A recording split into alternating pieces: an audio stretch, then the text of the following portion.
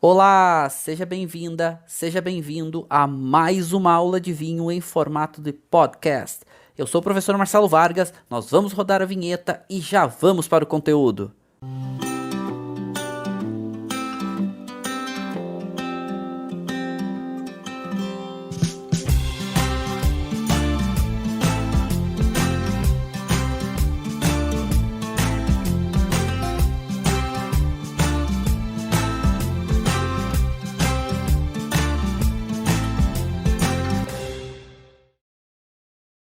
É uma alegria a gente avançar os nossos estudos e desbravar uma variedade, uma uva que tem uma capacidade de aportar características sensoriais para os vinhos como quase nenhuma outra. Claro, ela é muito peculiar, ela tem suas características, ela tem suas exigências, mas caros e caras, ou caras e caros, meus caríssimos alunos, quando a Nebbiolo é bem cuidada, bem vinificada, entrega aí alguns dos vinhos mais incríveis e complexos. Mas não é sempre, não é todo produtor, e já vou dar a dica de ouro para vocês aqui. Nebbiolo, o grande segredo está no produtor. Anotem aí, ó, produtor. Bons produtores fazem bons vinhos. Com Nebbiolo, bom produtor é fundamental. Daqui a pouco a gente vai estar provando aqui um vinho de Nebbiolo. E vou dizer para vocês, produtor faz a diferença. É um vinho que eu compro regularmente, então acompanho bem o trabalho dele. E assim, o produtor faz toda a diferença. Tá, isso, ok, no mundo inteiro, com todas as uvas, mas Nebbiolo não tem Nebbiolo. Não tem. Nebbiolo é aquela uva que quase não tem o vinho mais ou menos, né? Ou ele é bom ou ele é ruim. Por quê? Porque depende do produtor trabalhar bem, entender bem para tirar o melhor dessa variedade. E claro, quando a gente fala de Nebbiolo, mais destacado, região mais destacada, maior protagonismo no mundo é na Itália, principalmente na região de Barolo. Aí vocês vão dizer: "Ah, mas Barbaresco também é uma região famosa?" É, mas menos que Barolo. A gente até pode citar Barolo e Barbaresco. Mas hoje o que a gente está vendo, um fenômeno muito legal na Itália, é que produtores de Barolo cada vez mais estão fazendo também vinhos de Barbaresco e produtores de Barbaresco estão fazendo cada vez mais vinhos de Barolo. E isso é legal, porque bons produtores fazem bons vinhos, como a gente estava falando aqui no começo. Então, se a gente pega produtores, Renato Ratti, que é uma lenda, né? Francisco Rinaldi, né? Sandrone, Vietti. Esses caras são muito bons. Claro, esses aqui fazem só Barolo. Mas a gente está vendo outros produtores, como o Pio Cesare, que é um produtor muito bom, fazendo Barolo e fazendo Barbaresco, né? A especialidade dele é Barbaresco. A gente pega Ângelo Gaia fazendo Barbaresco e fazendo Barolo. Então tem muitos produtores também fazendo os dois lados. Mas por que eu estou falando tanto de Barolo e de Barbaresco? É porque essas duas denominações são algumas das poucas denominações italianas que exigem 100% de uma variedade. Nesse caso, tanto Barolo quanto Barbaresco, 100% de Nebbiolo. E daqui a pouco a gente vai dar uma olhada. Claro, vamos entender um pouquinho dessas denominações, né? O que que elas, quais são as regras delas, tudo mais. Mas antes, vamos fazer uma introdução à uva, né? Vamos entender um pouco as características, vamos entender um pouco dos seus perfis. E é bem comum nessa região do Piemonte essa garrafa aqui chamada Albeisa. Se vocês olharem aqui, ó, é um formato de, ela é quase o formato Borgonha. A Albeisa é esse formato, né, com os pescocinho um pouco mais comprido, né, uma garrafa típica aqui do Piemonte e inclusive ela leva o nome, né, dessa garrafa, muito para associar à região, ao lugar. Então, Nebbiolo ela ficou também muito associada a essa garrafa, porque Nebbiolo é a uva principal do Piemonte, né? E aí, claro, essas duas denominações, Barolo e Barbaresco, as mais importantes da área. Mas avançando um pouquinho mais, eu gosto muito de estudar as tabelas de safras.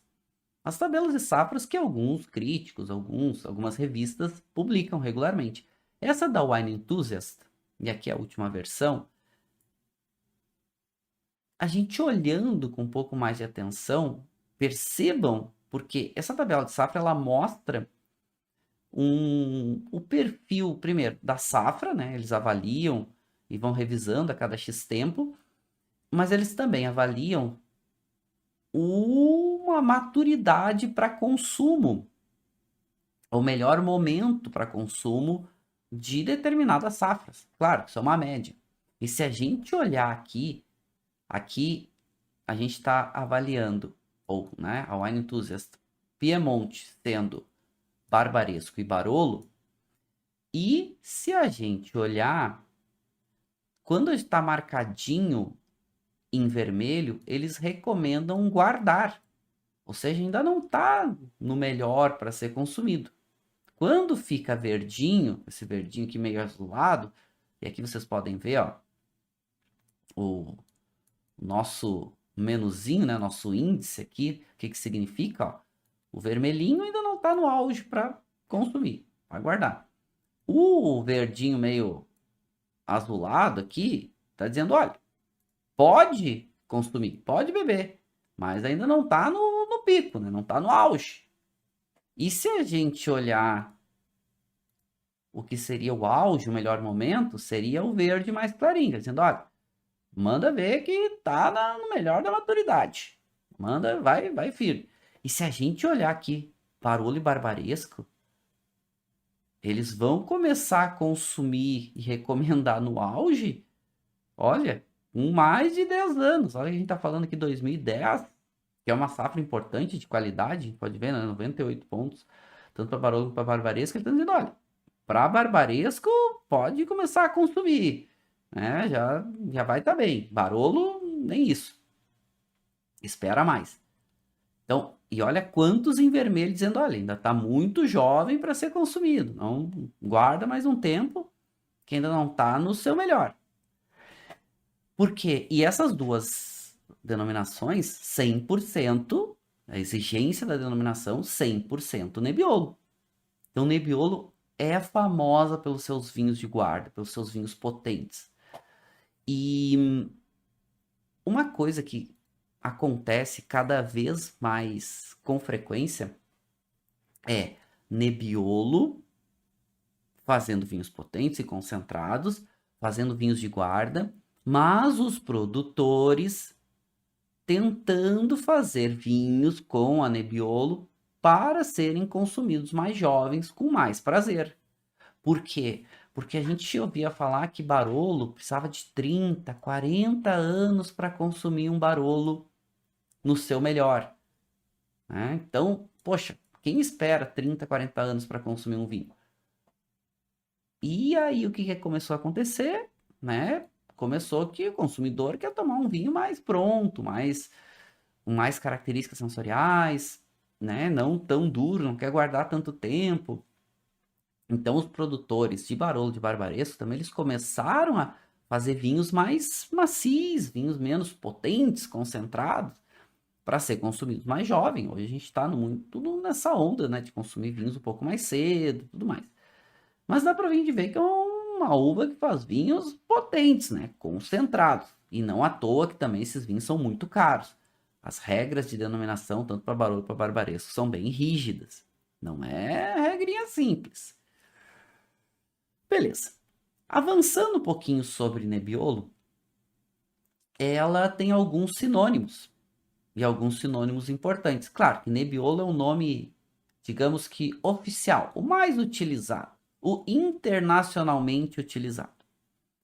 Mas ela tem na própria região do Piemonte outros nomes e ali na Itália, principalmente no noroeste da Itália, onde ela é a grande uva protagonista, alguns sinônimos importantes, como por exemplo Spana, Chiave Nasca, Picotine. Esses três nomes, principalmente Hispana e Chiave Nasca, também muito utilizado de acordo com a área onde ela é plantada. Mas estamos falando da mesma variedade, Nebbiolo. Se a gente já der uma olhadinha aqui, olha o que a gente vê, né? Uma uva com a casca um pouquinho mais grossa, o cacho não é tão grande, bem compacto, e a gente está vendo essa casca bem muito esfumaçadinha, né? Com bastante essas cadeias, essas muitas essas, a gente vê essa, parece que ela tá meio, parece que pulverizaram alguma coisa nela, né? Que na verdade são leveduras aqui que estão presentes e formam aí essas comunidades de levedura e dá esse caráter meio acinzentado. Que, aliás, é uma das histórias que dá o nome, talvez, para a uva, que a gente já vai dar uma olhada. Mas Nebbiolo é uma uva que também tem alguns clones que estão cada vez mais sendo resgatados. Por quê? Lampia é o, o clone mais tradicional, né? Mais comum, mais utilizado.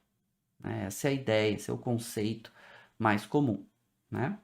Mas também tem a Michê e a Rosé, que são outros clones que estão aí ocupando um espaço, ganhando alguma diferenciação com o tempo. Então tá também, né, ganhando algum protagonismo aí com o passar do tempo. Mas Lampia ou Lampia, como algumas áreas chamam, né? Também é o clone mais importante. Agora, a origem do nome é que é bem peculiar. Por quê? A história diz que duas possíveis origens do nome, que eu já ouvi os produtores falando em momentos diferentes, né? Que um deles com certeza é. Agora, qual? Não sei ainda dizer para vocês, porque eu já ouvi dos produtores mais de uma vez.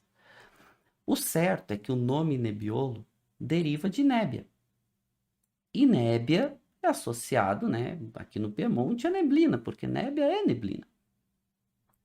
Então, esse nome de nébia vem ou porque a região que é cercada de montanhas concentra uma quantidade importante de neblina, principalmente pela manhã, ou porque a uva tem essa casca com essa quantidade maior aqui de leveduras e dá esse aspecto meio nebuloso, meio de nébia. Né? Então, tem essas duas teorias, né? Mas Nebbiolo vem de nébia, nébia é neblina, ou porque a região forma neblina, ou porque forma essa ideia de neblina aqui na casca da uva. Uma dessas duas com certeza é. Né? Agora, qual? Não sei dizer para vocês, porque já li e já ouvi dos produtores as duas teorias. Uma delas com certeza é. E Nebbiolo, o que se sabe, e ela é muito estudada, mas não está comprovada sua origem, principalmente as uvas que tiveram, né, que cruzaram e deram origem à variedade. O que se sabe é que ela é mencionada a primeira vez lá em 1200, já citando, né, uma uva importante. O que se sabe também é que ela vai dar origem a muitas outras variedades, e algumas importantes, né, que vão ser bem representativas tanto na região do Piemonte quanto na região de Valtellina, ali na Lombardia, a gente já vai dar uma olhada nessas regiões, mas vai dar origem a uma uva chamada Freisa, que é bem utilizada no Piemonte, a própria Nebbiolo Rosé, né, a Vespolina, que é bem utilizada para fazer blends com a Nebbiolo. Bom, a gente sabe que é uma uva muito antiga, provavelmente ela tem a sua origem na região do Piemonte ou na região da Lombardia, que está ali do lado, a gente já vai olhar, e que já é citada, poxa, desde 1266. Então, uma uva realmente muito, muito antiga. Alguns, inclusive, alguns pesquisadores, ampelógrafos, eles fazem uma citação dizendo que talvez a Nebbiolo ela seja diretamente descendente das uvas selvagens, né? Aquelas uvas nativas e tudo mais. Ainda não está comprovado, mas estamos falando aí de uma uva muito antiga. Não só antiga, como uma uva bem temperamental. Uma uva que não é fácil de cultivar. Por quê? Porque ela tem a sua brotação muito tardia e ela tem a sua maturação muito tardia. O que isso significa? Que ela é colhida muito tardiamente. Ou seja, ela precisa de tempo na videira para conseguir amadurecer bem. E não é qualquer lugar no mundo que consegue amadurecer bem Nebbiolo. Por isso que a gente encontra menos Nebbiolo do que outras variedades. Tem outras variedades que são muito mais fáceis de serem cultivadas. Nebbiolo gera grandes vinhos. Mas não é fácil e não é todo lugar. São poucos lugares que conseguem amadurecer bem. Ela tem o cacho compacto, então lugares muito úmidos que não tem uma boa ventilação e uma boa insolação, uma boa exposição do cacho, se for um lugar frio e úmido, não vai amadurecer bem. Ela é vigorosa, cria muita folhagem, então precisa ser seguidamente ter manutenção, tem que retirar folhagem. Então tem que também, além dela ser tardia e difícil de amadurecer, precisa manutenção no vinhedo. Não é uma uva fácil. É uma uva que precisa de tempo, precisa de atenção. Mas ela tem uma peculiaridade. Ela expressa muito bem as características do lugar da onde ela vem, da onde ela é cultivada. Inclusive, alguns críticos gostam de citar que Nebbiolo talvez como a Pinot Noir, uma das uvas que mais tem a capacidade de expressar as características do lugar. As chamadas características de terroir. Ela se adapta muito bem a solos calcários, também a solos de marga, né, que é uma mistura de argila com calcário. E esse amadurecimento tardio de Nebbiolo, quando acontece de forma adequada, porque esse é um ponto importante, a uva ela continua tendo as suas características presentes, principalmente esse caráter mais tânico, mais ácido, mas cria-se muito precursores aromáticos, né? Aquelas características, aqueles componentes, aqueles elementos que vão, com o passar do tempo, se expressar de forma aromática, ou seja, moléculas que vão se transformar e vão ficar mais interessantes para o perfil de aromas e de sabores. E Nebbiolo tem isso, uma capacidade de desenvolver perfis aromáticos muito diversos, muito amplos, muito principalmente complexos. Mas antes de falar do perfil aromático, vamos falar do perfil sensorial, porque Nebbiolo ela acaba sendo muitas vezes não compreendida desde o processo de elaboração de vinhos até o consumidor como um todo, porque Nebbiolo é uma uva que tem pouca intensidade de cor, mas tem muito tanino. Então, quando olha, se a gente pega um vinho com Nebbiolo, se a gente dá uma olhada nele, a gente pega e olha, é um vinho que não tem tanta intensidade de cor. Então, olha aqui na taça, tá servido, até vou colocar aqui pro lado. Ele é um vinho que não tem uma intensidade tão presente. Claro que aqui na taça é um pouquinho mais escuro, mas ele é uma intensidade média menos. Então não tem muita intensidade de cor. E aí, quando a gente coloca na boca, porque ele parece um Pinot Noir, quando coloca na boca, só visualmente que ele parece Pinot Noir. Porque em boca ele é muito tânico. É um vinho potente, intenso. Aliás, deixa eu tomar um gole para já ir. Hum, hum. Preparando a minha boca para degustação. E posso dizer para vocês, tanino Apesar desse produtor ser um produtor um pouco mais delicado, tanino de Nebbiolo é um tanino presente. É um tanino bem marcado. E aí, quando se olha um vinho com um pouco menos de intensidade de cor, pensa que vai ser ralinho. Não vai ter muito tanino, não vai ter muitas características. Não, e aqui Nebbiolo é potente. Intensidade de aromas normalmente quando jovem, médio. Conforme evolui, começa a ficar um pouco mais amplo. Muito tanino. Álcool e corpo, médio mais para muito. Por quê? Porque é uma uva que tem amadurecimento tardio e também é uma uva com muita acidez. Muita acidez. Então faz vinhos com uma potência muito grande, uma intensidade muito grande e muito famoso pela sua capacidade de guarda. Por que de guarda? Porque essas características que a gente está falando de tanino, acidez e possibilidade de ter características aromáticas um pouco mais amplas, são três características fundamentais para a guarda nos vinhos. E tanino para vinho tinto ajuda muito também. E mais do que isso, com o passar do tempo, esses taninos vão ficando menos agressivos, menos adstringentes, menos marcados, vai ficando um pouco mais macio, vai ficando um pouco mais delicado, a acidez vai dando uma diminuída. Quando a gente fala de vinhos tintos, tanto tanino quanto acidez ajudam bastante. Nos vinhos brancos, a acidez é ainda mais destacado, né? E sabor, características de sabor. E Nebbiolo, com o passar do tempo, fica um pouco mais ampla, fica um pouco mais complexa, fica um pouco mais, né, entregando mais características sensoriais. E isso é um dos grandes diferenciais da variedade também.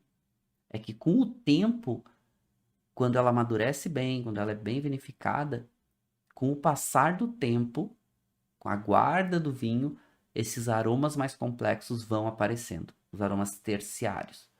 E Nebbiolo desenvolve aromas terciários incríveis quando bem vinificados. Por isso que também Barolo e Barbaresco, principalmente Barolo, é associado a um vinho de longa guarda.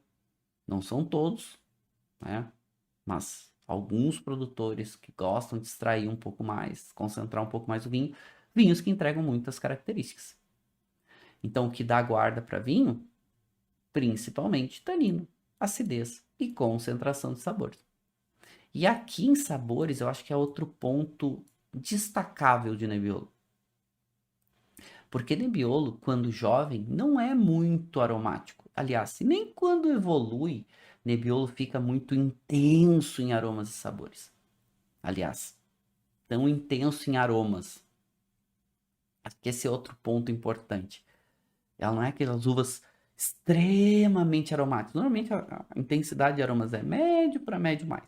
Mas a complexidade, principalmente em boca, é que é um dos grandes diferenciais. E aqui, alguns dos perfis aromáticos mais comuns para Nebbiolo. Então eu faço essas rodas de aroma, aqui eu apliquei, né, colorido, os principais aromas que podem aparecer em Nebbiolo, nos seus vinhos, né, nos vinhos de Nebbiolo, e olha quantos possíveis perfis a gente já tem aqui. Primeiro, um perfil mais frutado, normalmente remetendo para uma fruta um pouco mais vermelha, madura, aquelas notas de uma cereja madura, às vezes uma nota de um morango, aquele morango sobremaduro. Muitas notas florais podem aparecer, principalmente essa nota de uma flor um pouco mais seca, uma nota de uma rosa mais seca. Aromas herbáceos, principalmente aromas de chá seco, alguns aromas especiados, aromas terrosos, aromas animais. Então, essa amplitude de possibilidades, não são todos, possibilidades.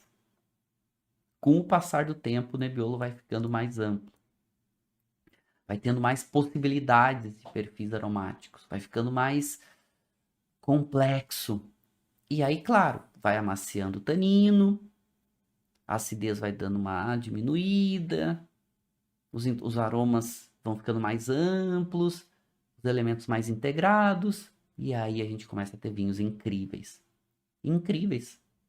Só que, claro, é muito difícil a gente hoje comprar um Nebbiolo mais evoluído, porque esses vinhos, quando existem no mercado para vender, eles são muito caros. E os produtores hoje vendem suas safras jovens, né? Por mais que Barolo demore quase 4 anos para ir para o mercado, um Barolo com 4 anos é um Barolo jovem, que é o que a gente encontra hoje, né? Qual é a safra que a gente está encontrando hoje no mercado? Ah, Barolo 16, Barolo 17, né? Bom, que ainda, de modo geral, são vinhos jovens. São vinhos que ainda precisam um pouco mais de tempo e alguns produtores muito tempo para entregar suas mais intensas e interessantes características. Só que como eu falei para vocês, os produtores também já estão fazendo um trabalho de fazer esses vinhos um pouco mais jovens, esses vinhos para consumir mais jovens. Mas o consumir mais jovem, a gente está falando aí de 10 anos. Então, é um vinho de guarda por natureza. Todos? Nem todos, mas a sua grande maioria. E esses aromas evolutivos, principalmente sendo puxado para um aroma de couro, esses aromas de suboá, né, aquele chão de bosque, esses aromas de cogumelos, são perfis muito interessantes quando aparecem nos vinhos, né? São aromas terciários extremamente interessantes. Beleza. Eu daqui a pouco vou provar com vocês um vinho de Nebbiolo. Ele é um vinho que me chama muita atenção pelo seu perfil aromático, perfil de características e um produto que eu tomei um gole para já dar uma avinhada na boca e já chama atenção que não é aqueles barolos, não é barolo, não é aquela Nebbiolo tão intensa, tão potente, que não é barolo, né? Que é Nebbiolo Lang. Eu até abri uma garrafa aqui, botei uma vedaçãozinha aqui para segurar um pouco mais. Eu trouxe outra garrafa aqui para a gente poder manusear e ver um pouco mais de calma. E a gente pode ver que esse é a safra 2020, ó. Então, para Nebbiolo bem jovem, né? Bem jovem. Vou deixar aqui para vocês conseguirem visualizar. Porque eu quero avançar onde tem Nebbiolo no mundo, aonde que a Nebbiolo ela é referência. E com certeza a maior referência de Nebbiolo no mundo é na Itália, principalmente na região do Piemonte. E aonde é o Piemonte? Bom, Piemonte é aqui, ó. Itália, aqui no noroeste da Itália, marcadinho em verde, nessa área aqui que a gente está vendo nesse mapinha bonitão aqui. Olha que legal. Então, aonde vocês estão vendo marcados aqui são as áreas aonde Nebbiolo aparece bem, principalmente nessa área aqui em volta de Alba. Alba, essa cidadezinha aqui pequenininha. Essa área é chamada Langhe, que é com certeza a área de maior destaque. Depois a gente vai ter aqui no norte do Piemonte uma área importante. Vai pegar aqui principalmente Ghemme, Gattinara. A gente vai ter na fronteira com a França o Vale da Aosta, que também aparece um pouco de Nebbiolo aqui, apesar que é um perfil bem diferente. E depois lá na fronteira com a Suíça, a gente vai ter a área de Valtellina, que também é outra área destacada. A origem da Nebbiolo, ela ainda é debatida, mas ela provavelmente surgiu aqui nessa área entre o Piemonte e a Lombardia. Só para a gente se situar, a capital do Piemonte é Turim, a capital da Lombardia é Milão. Então nós estamos aqui bem no norte da Itália, lá na fronteira, né, com a Suíça, com a França, áreas realmente incríveis. Mas essa área, principalmente do Piemonte, são áreas muito peculiares, muito distintas nas suas características sensoriais, porque a composição de terroir é muito distinta.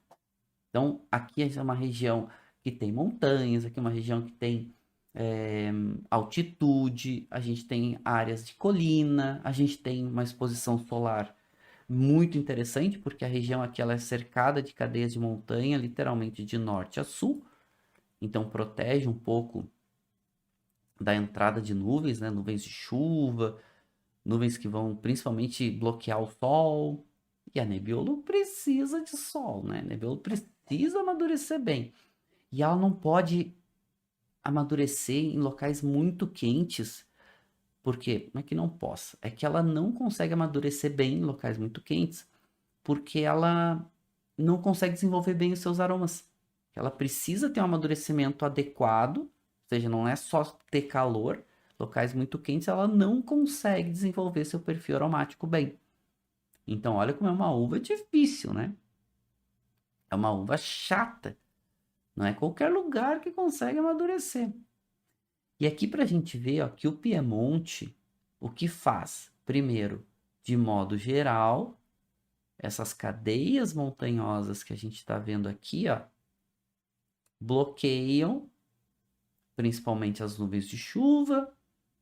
Aqui acaba tendo um pouco mais de continentalidade, porque o mar, principalmente o Mediterrâneo, né? Aqui o mar da Ligúria não consegue fazer tanta moderação por causa das cadeias de montanha. Aqui vai ter mais continentalidade. Continentalidade significa invernos frios, verões quentes, bem quentes. Então, também ajuda a amadurecer bem aqui a nossa querida Nebbiolo. E a gente pode já destacar, porque são as áreas mais destacadas de Nebbiolo, são tanto no Piemonte quanto aqui, né? A gente viu o pedacinho do Vale d'Aosta, quanto o pedacinho aqui da Lombardia, que vão ter composições muito diferentes de terroir, muito. E um dos lugares que é muito destacado é aqui na Lombardia, lá na fronteira com a Suíça, no chamado Vale de Valtellina. E Vale de Valtellina, a gente está vendo aqui, ó, são os vinhedos com exposição sul, ou seja, de frente para o sol, sul-sudeste, né?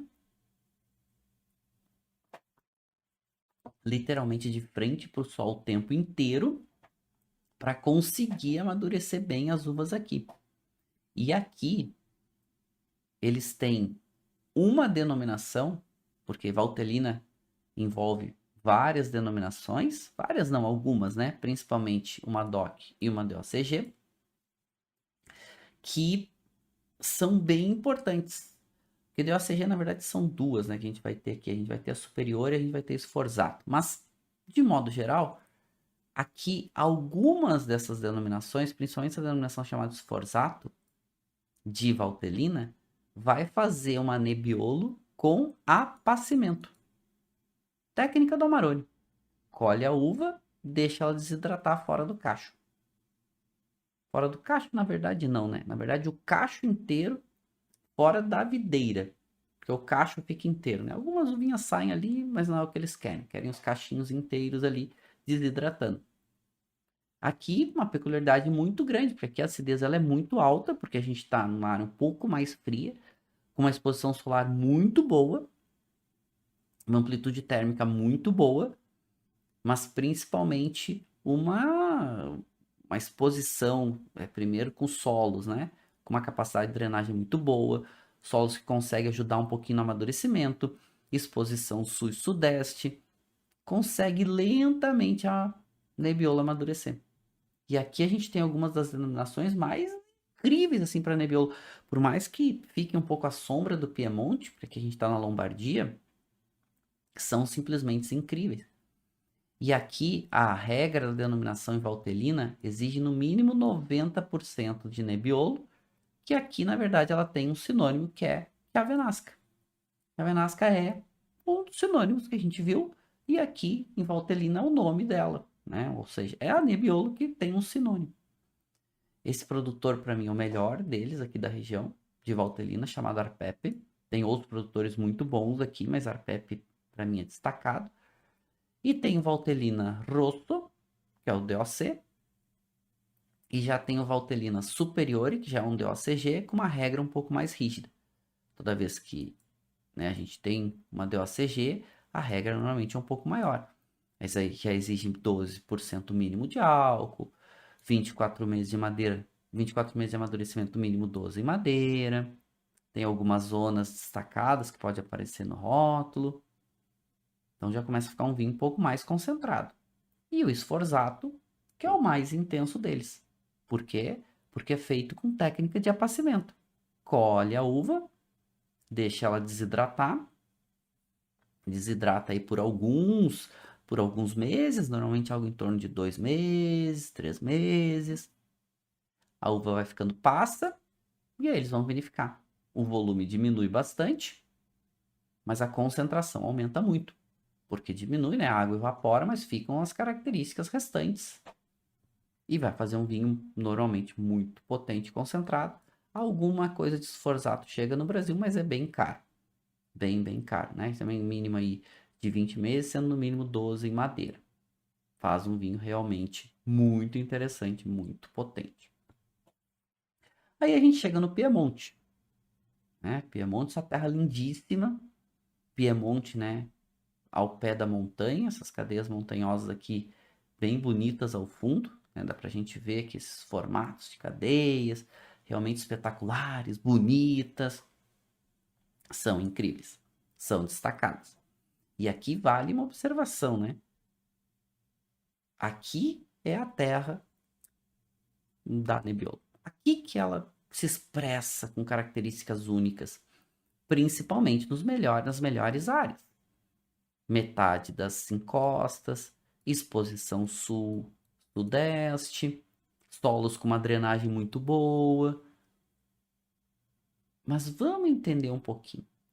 Porque aqui no Piemonte, a gente estava lá em Valtellina, né? Valtellina é aqui, ó. Valtellina aqui bem ao norte, bem na fronteira com a Suíça. Dentro do Piemonte, que é essa região aqui destacada em verde, tem Nebbiolo em várias áreas, mas duas concentrações de áreas são mais interessantes, que vale a pena a gente prestar um pouco mais de atenção. A área de Gattinara, principalmente a gente chama, né, o norte do Piemonte, ou Piemonte Norte, ou Piemonte Alpino, como alguns gostam de falar, e aqui a área de Langhe. Essas duas que eu marquei aqui em vermelho são mais destacadas dentro do Piemonte para Nebbiolo. Claro que tem outras áreas, como a gente vai ver aqui, tem Carema, tem aqui no Vale da Aosta, mas essas duas com um destaque adicional aqui para a área do Langhe. Mas olhando primeiro um pouquinho do norte, a gente vê que a gente tem várias denominações aqui. É uma região mais alpina, é uma região que tem um rio importante que cruza aqui na região, chamado Césia. Ele ajuda bastante nessa parte de moderação de temperatura, né, disposição. E a gente tem áreas aqui, como principalmente aqui na parte central de Gattinara e de Ghemme, que é um de cada lado do rio Césia, e a Nebbiolo também aparece muito bem. Aqui ela é chamada de Spana. Normalmente aqui os vinhos não são 100%. Normalmente vai entrar no corte aqui a Vespolina, que ela é uma uva que amadurece mais cedo, a própria Bonarda, né, que acaba ajudando um pouquinho no perfil. Aqui a Nebbiolo fica muito ácida, o tanino dela fica um pouquinho mais marcado, mas ela não desenvolve tanta complexidade, mas principalmente uma acidez muito grande. Então aqui normalmente não faz vinho 100% com Nebbiolo, inclusive as denominações não exigem 100% Nebbiolo, já vou mostrar para vocês aqui as regrinhas da denominação dessa área, mas são vinhos potentes, são vinhos intensos com uma acidez muito grande. Aqui era a área mais destacada antigamente de Nebbiolo, antes de Barolo e Barbaresco explodirem, né, virarem grandes referências. E tem produtores bem bons aqui nessa região. Eu com certeza destaco o Travaglini. Travaglini foi um dos bons produtores de Nebbiolo com preços interessantes, né? Ele é aqui da área de Gattinara. Bom, aqui é uma região mais alpina, né? Então o amadurecimento da uva ela é um pouquinho diferente. A gente vai ver que tanto para Ghemme quanto Gattinara, que são as áreas mais destacadas, são só para vinhos tintos com Nebbiolo, mas no mínimo 90% para Gattinara e no mínimo 85% para Ghemme. Tem outras áreas aqui, né, como essas duas são DOC-Gs. A gente tem a área de Carema, que já fica um pouco mais próximo ali do Vale da Aosta, que também exige 85% mínimo de Nebbiolo, que são boas alternativas de preço, são menos caros. Na verdade, todas essas são boas alternativas, né? Tanto Gatinara quanto Game são boas alternativas a Barolo e Barbaresco. Barolo e Barbaresco são caros, né? Então aqui a gente tem uma condição um pouquinho menos cara e favorece um pouco, né, a compra dos vinhos. Chegam menos no Brasil, mas são menos caros. E eles são menos caros porque eles são menos valorizados. Porque a área do Lang, ela é muito destacada. Ela é a grande protagonista, ela é, né, é a terra do Barolo de Barbaresco, mas outros Nebbiolos aqui, né, outros vinhos de Nebbiolo daqui também aparecem muito bem. A gente vai ter áreas aqui que vão chamar também atenção. E eu posso dizer que é uma região que é linda, tem uma gastronomia incrível e tem um vinho incrível. Os vinhos à base de Nebbiolo. Apesar que a Barbera também aparece bem aqui, né? Esse é outro papo. E a gente fala agora aqui de Nebbiolo. E quando a gente dá uma olhadinha no mapa dessa área do Lang, né? Então aqui a gente vê várias denominações marcadinhas. Dentre elas, com certeza, Barbaresco e Barolo, com destaque. E aliás, só para vocês entenderem, eu sempre coloco aqui no material para vocês, ó, para vocês depois saberem o que é essas denominações. Então, Barbaresco e Barolo, por exemplo, ó, só para vinhos tintos, 100% Nebbiolo. Mas a gente tem outras áreas aqui, como a área de Roero, que é uma área bem interessante também para Nebbiolo, menos cara. E a gente tem essa DOC aqui, porque tanto Roero, Barolo e Barbaresco são DOC-Gs. Mas essa DOC Lang, que permite várias uvas, mas ela diz o seguinte: se você usar no mínimo 85% de uma dessas variedades descritas, pode chamar o nome da variedade, que é o que acontece. Nebbiolo, ó, Nebbiolo, e ele tá dizendo, ó, olha, no mínimo 60%, mas aqui é para se fizer somente o rosso, então cuidado aqui. Se não chamar com o nome da uva, só chamar de Lang e for rosso, tem que botar no mínimo 60%, ou de Nebbiolo, ou de Dolcetto, ou de Barbera. Se quiser colocar o nome da uva, no mínimo 85%. Então, se pegar e fizer um vinho chamado Lang, se botar no mínimo 85% de Nebbiolo, pode chamar de Lang Nebbiolo. Assim como também pode chamar de Lang Merlot, Lang Pinot Noir. Então, todas essas que estão autorizadas aqui na lei, pode também fazer. Claro que o mais famoso aqui é Nebbiolo Lang, porque Lang normalmente vai vir ou de áreas aonde não tem outra denominação importante, ou quando a uva não amadurece tão bem para fazer Barolo Barbaresco, ou quando o produtor quer fazer um produto mais jovem para ir mais rápido para o mercado. Por exemplo, esses dois vinhos, eles não passam por madeira. Esses dois vinhos é o mesmo vinho, né? Só tá com garrafas diferentes aqui. Ele não passa por madeira, não tem exigência. Barolo e Barbaresco tem. Esse vinho em um ano pode ir para o mercado. Barolo demora quase 4 anos. Então, quando a gente tem essas alternativas, como as DOCs, que são menos exigentes, é para os vinhos ir para o mercado mais cedo. Que é o que acontece com essa denominação, por exemplo. A mesma famosa Lang Nebbiolo. O que acontece? E aqui já falando um pouquinho desse vinho, né? Esse vinho aqui, ele tem uma intensidade média menos de cor. É um vermelho rubi muito bonito. Não tem nada de resíduo, bastante límpido. Agora, no nariz. No nariz a intensidade é uma intensidade média, quase média a mais, mas uma complexidade tão... Tem uma complexidade tão gostosa. Tem um aroma de fruta vermelha, tem aquele aroma da nota floral, aliás, me chama muita atenção nesse produtor, nos seus langues, essa nota floral, essa nota de uma rosa um pouco mais envelhecida, essa nota de uma cereja muito madura. um toquezinho meio herbáceo. Só que assim, todos aromas deliciosos. Deliciosos. Na boca, um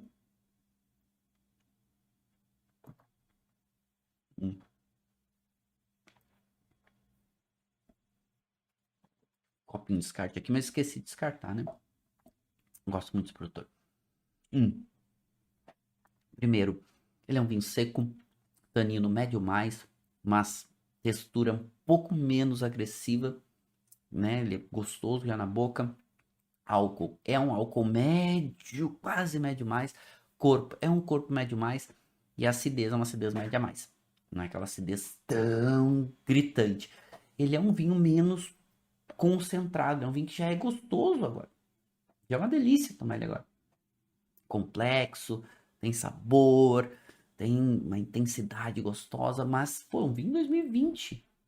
Nebbiolo, 2020, 2 anos, não é comum ser tão gostoso. Né? Ó, persistência de sabor dele e características de sabor.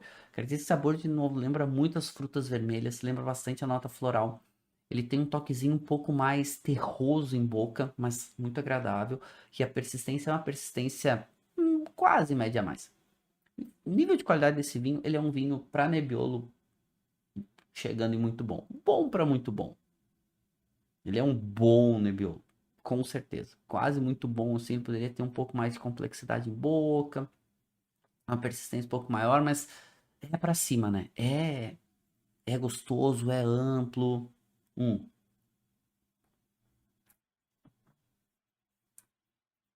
é saboroso, persistência, né? Tem um pouco mais de persistência de sabor, mas já é uma delícia. Já é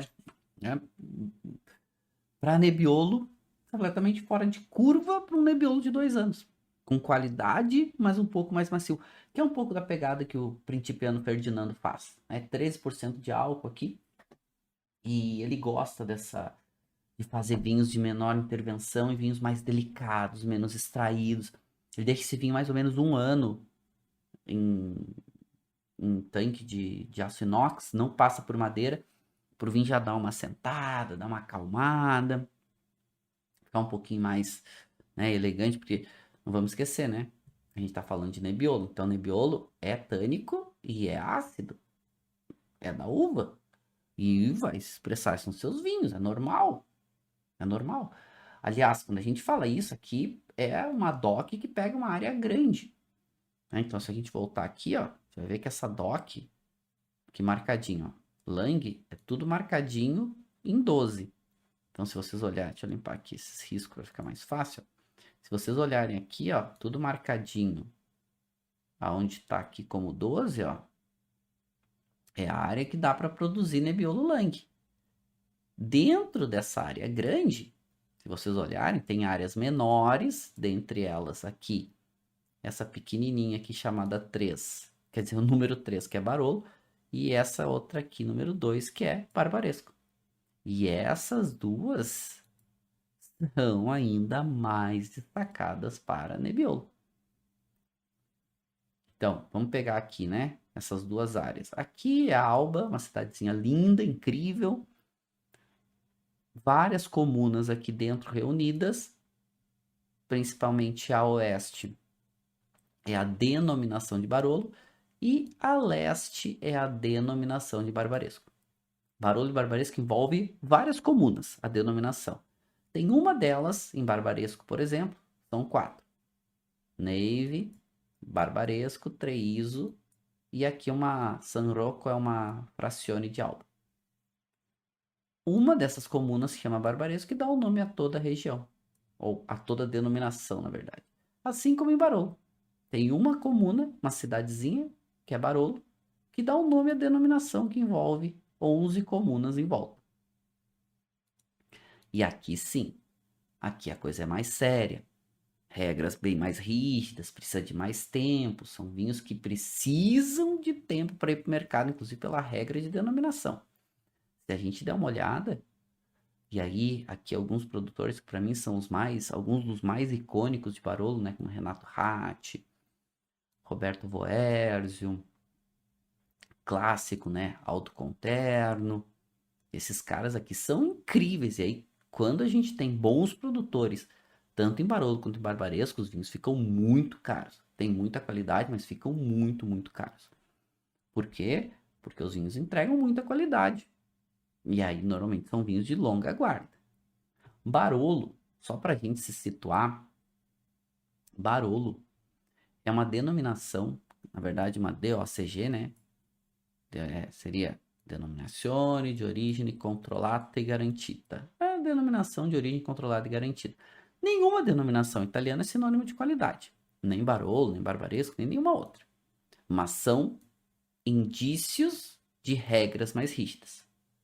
Então, Barolo, só para vocês entenderem, são 100% Nebbiolo, que precisa no mínimo 38 meses de maturação, tendo no mínimo 18 em madeira. Ou seja, demora no mínimo 38 meses para ir para o mercado. Ou seja, a uva tem que ter muita concentração para aguentar 18 meses em madeira e depois mais vários meses em garrafa. Isso é mínimo. Tem produtor que deixa muito mais. Eu já tomei Barolo com 7 anos em madeira. 7 anos. E depois mais 3 anos em garrafa. E o vinho, uma potência absurda. E para fazer Barolo reserva, no mínimo 62 meses, sendo no mínimo 18 em madeira. Ou seja, é outro vinho ainda mais potente. Aliás, Barolo reserva só nas melhores safras e custa muito, muito mais caro ainda, né? Muito mais caro. Só que Barolo, ele tem o solo aqui muito rico em marga. Marga é aquela mistura de argila com calcário. E isso dá para os vinhos uma potência grande. E tem algumas áreas que tem até uma maior concentração de arenito, que dá mais peso para o vinho. Mais tanino, mais marcado, mais pesado. Ficam muito potentes os vinhos. E Barolo tem essas regras exatamente que é para ser um vinho potente. Não é todos os vinhedos que conseguem ter uma uva para fazer, né, entrar na denominação, então são só as melhores exposições. Vinhedo que estão para o norte não pode entrar as uvas para fazer Barolo.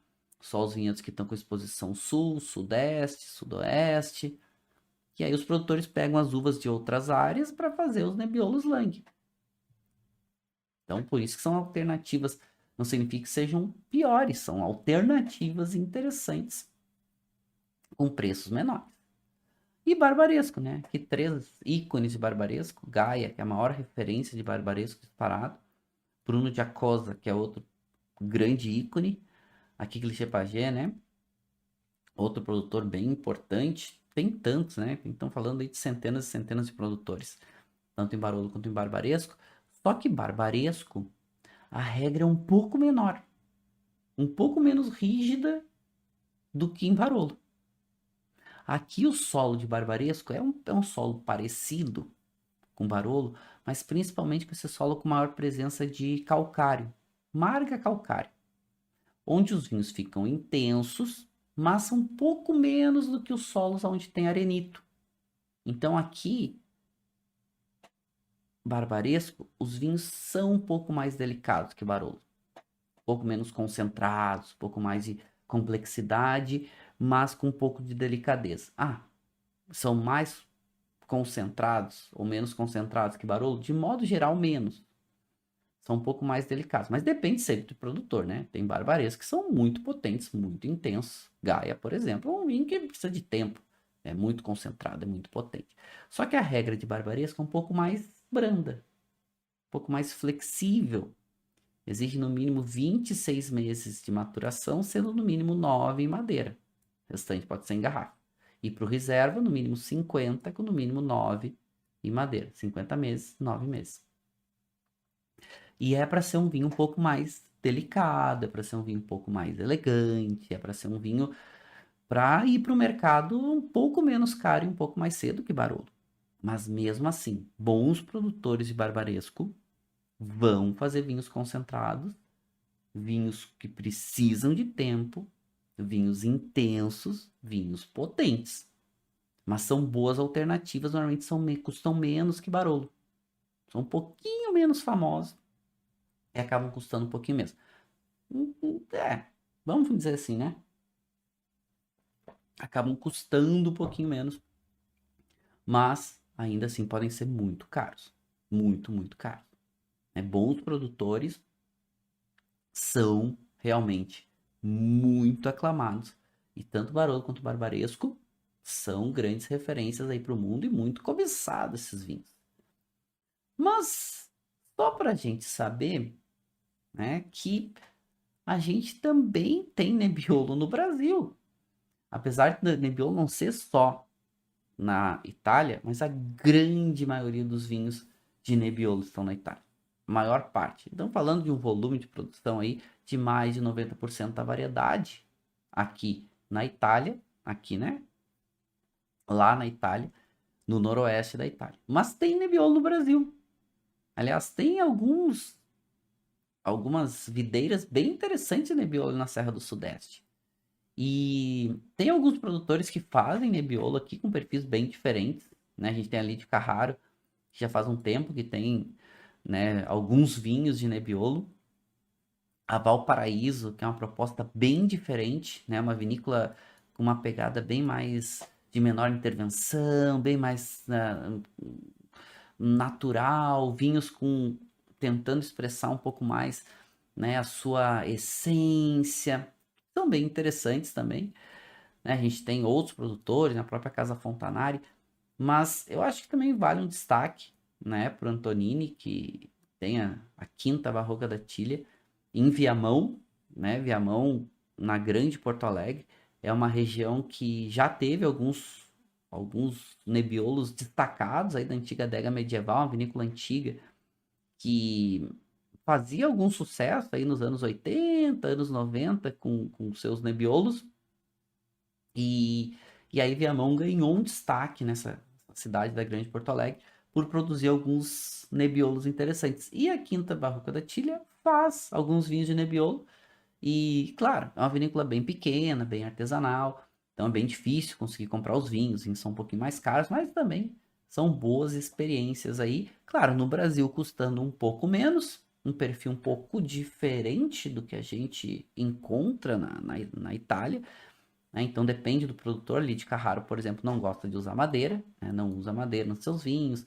A Valparaíso já é bem mais de menor intervenção, então gosta também de fazer um vinho um pouco mais, um pouco menos extraído, né? Um pouco menos de concentração, então os vinhos ficam um perfil um pouco mais puxadinho para uma fruta, aquela fruta um pouco mais, pegada um pouco mais ácida da frutinha, né? Aquela fruta vermelha um pouco mais ácida, um pouco menos intenso.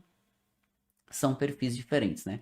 Já a Quinta Barroca da Tilha já faz um Nebbiolo um pouquinho mais concentrado, um pouco mais intenso, né? Um pouco tanino, um pouco mais marcado. Não chega a ser aqueles vinhos, né, extremamente extraídos, concentrados e potentes. Mas também são boas alternativas, né? É legal a gente saber que no Brasil a gente tem alguns vinhos também sendo produzidos. E olha, vou falar para vocês, viu? É óbvio que a gente vai falar e desbravar muito sobre Nebbiolo ainda, principalmente nas regiões, porque a gente precisa de aulas para entender Barolo, entender Barbaresco, são regiões muito complexas, com muita informação, só para vocês entenderem. Barolo, só Barolo tem 181 áreas cru, e vinhedos, né, com vinhedos exclusivos, com peculiaridades diferentes, são 181 áreas classificadas como cru em Barolo. Então, olha, né, e Barbaresco tem 66. Então, a gente precisa de algumas aulas para entender cada região, sub-região, as suas áreas crus, o que se destaca. Hoje, uma das grandes ondas na Itália são os vinhedos crus, tanto de Barolo quanto de Barbaresco, principalmente Barolo, que são bem destacados, são bem interessantes, só que precisa tempo, né, para a gente ir aprendendo. Então a gente vai dar uma olhada daqui a pouco em Valtelino, daqui a pouco dar uma olhada, né, em um pouco mais de atenção em Barolo, um pouco mais de atenção em Barbaresco, porque precisa de algumas aulas aí para ir desbravando. Mas tendo uma boa base de Nebbiolo, entendendo a uva, já é um ponto de partida bem importante. Aí quando a gente olha produtores como Principiano Ferdinando, é muito legal porque a gente consegue ter esses perfis, assim, né? Eu gosto muito, assim, de ter esses perfis muito mais, mais nítidos da fruta, né? Principalmente os caráteres primários, os caráteres secundários. Eu gosto dessa pegada, né? Eu gosto dessa linha mais. Quando a gente tem vinhos de menor intervenção, quando tem bons produtores, fica aquela nota um pouco mais presente, né? Da, principalmente aquela nota um pouco mais terrosa, aquela nota um pouquinho mais herbal, aquela nota um pouquinho mais da frutinha um pouquinho mais azeda. E quando isso é bem feito, fica incrível, né? A gente olha vinhos assim com essa pegada, eu acho incrível, assim. Eu acho espetacular. Gosto muito e acho que entrega bem, assim. Acho que tem boas experiências aí e vários vinhos com perfis diferentes e me chama atenção, assim. Chama muita atenção. Porque fica bem válido esse perfil e vou, vou dizer que vale a pena provar, né? Vale muito a pena a gente provar, porque entrega características muito interessantes e perfis bem interessantes, assim. Acho que boas experiências, assim, vale a pena provar. Nebbiolo, vale a pena provar. Quando puderem, provem. Vão provando, vão encontrando. Claro, são vinhos um pouco mais caros, né? São vinhos que têm uma exigência um pouco maior, né? Então, vale a pena aí a gente, né, se atentar, né? Vale a pena a gente ficar aí mais atento para encontrar boas oportunidades. Mas entendendo um pouquinho, né? Já facilita um pouco mais o nosso trabalho, né? Então, provar Nebbiolo, cabeça aberta. Alguns vão ser mais duros, alguns menos. Dá pra gente dar uma lida na ficha técnica e tudo mais. Mas com certeza a gente vai ser mais assertivo quando a gente for procurar Nebbiolo. E são vinhos incríveis e espetaculares. É legal a gente aprender, né? Por isso que é bacana a gente aprender. E para harmonizar com uma boa carne, vou dizer para vocês que é muito mais do que especial. Então, bom brasato, um bom ragu, né? Aquelas carnes com uma maior cocção, olha, ficam simplesmente incríveis. Né, turma? Legal aprender, né? Deixar um beijo para vocês. Dizer que a gente volta em breve com mais conteúdos incríveis. Né? Deixar aquele brinde especial de final de aula.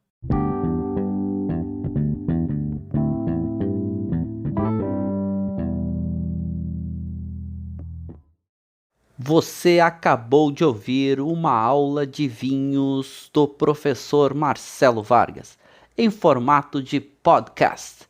Para mais conteúdos, dicas e materiais sobre a bebida, acesse o site www.marcelovargas.org. Um forte abraço e até o próximo encontro.